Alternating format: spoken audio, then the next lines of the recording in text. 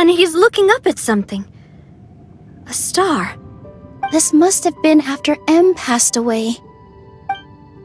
This looks like a mine. Maybe the Titanium miners dug too deep? So deep that they dug right through to the world on the next page. Yeah. Now that you mention it, this miner's lamp looks really similar to the star on the previous page. The Forest of Blessings. This book has been recording Simulanka's history all along. Look at the size of those footprints. If that's every time he lands, then no wonder people are so terrified of him. So that's why you took the stars. Because you missed your mom.